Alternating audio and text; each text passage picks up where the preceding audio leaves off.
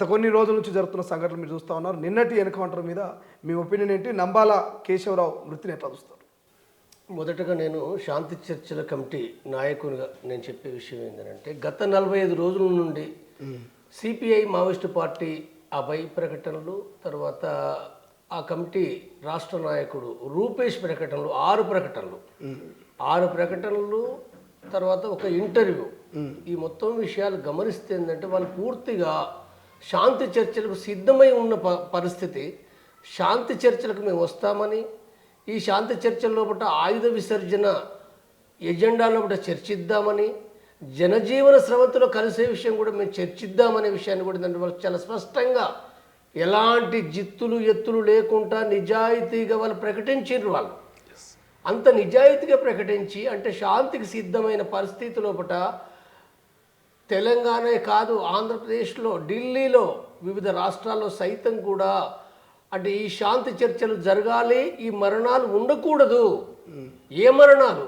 అది మావోయిస్టుల మరణాలు ఉండకూడదు, పోలీసుల మరణాలు ఉండకూడదు, ప్రజల మరణాలు ఉండకూడదు అని చెప్పి ఎలుగెత్తి చాటుతున్నారు అనేక పార్టీలు.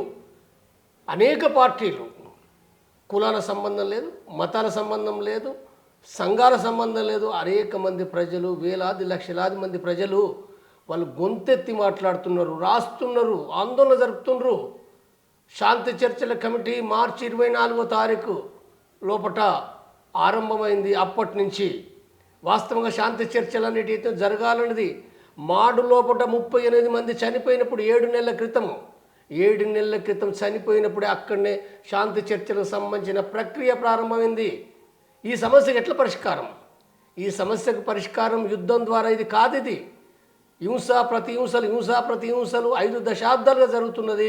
ఇప్పుడు దానికి ఫుల్ స్టాప్ పెట్టాలంటే ఈ మరణాలు ఉండకూడదనంటే కాల్పుల విరమణ జరగాలి, శాంతి చర్చలు జరగాలి, స్థిరమైన శాంతి జరగాలనే విషయం నేను 7 నెలల క్రితం మాట్లాడినా. అక్కడి నుంచి చర్చ జరుగుతుంది, దాని పునాదులు అక్కడ ఉన్నాయి.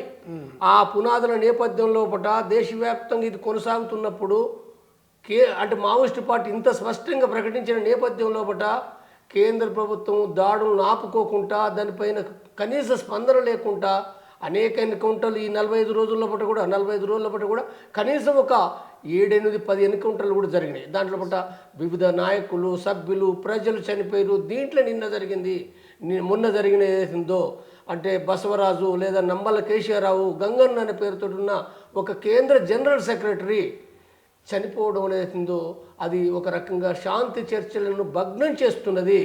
శాంతి అనంటే మానవత్వానికే దాని ఒక విఘాతం కలిగే విధంగా ఈ ఎన్కౌంటర్ ఏదైతుందో చాలా దుఃఖదాయకమైంది. ఇది రాజ్యాంగ వ్యతిరేకమైంది, ఇది ప్రజాస్వామిక వ్యతిరేకమైంది. ఇది ఏదైందో మొత్తం దేశ ప్రజలు అందరూ కూడా ఏంటంటే ఒకవేళ ఆకాంక్షలకు భిన్నంగా ఈ ఎన్కౌంటర్ అనేది ఉందో ఇది ఒక మాయను మచ్చగా ఉంటుందనే విషయాన్ని ఏంటంటే మొదటగా నేను శాంతి చర్చల కమిటీ నాయకుడిగా నేను మాట్లాడుతున్నాను. ప్రపంచంలో ఏ మూల ఏ క్షణం ఏం జరుగుతుందో వేగంగా తెలుసుకోవడానికి తొలి వెలుగు వాట్సాప్ ఛానల్ని ఫాలో చేయండి.